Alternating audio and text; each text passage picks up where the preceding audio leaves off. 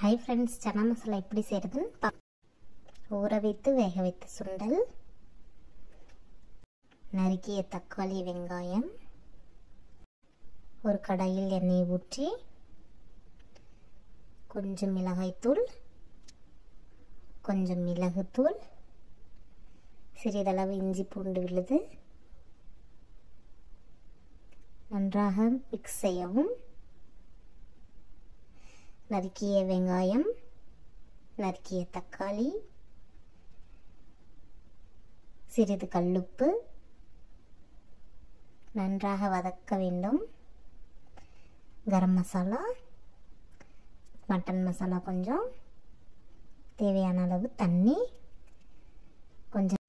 சிறிது நேரம் கொதி வந்தவுடன் வேக வைத்த சுண்டல் சேர்த்து சூடான சுவையான சனா மசாலா ரெடி. சப்பாத்தி, தோசை, இட்லி இதுக்கெல்லாம் சாப்பிட்டா டேஸ்ட்டாக இருக்கும்.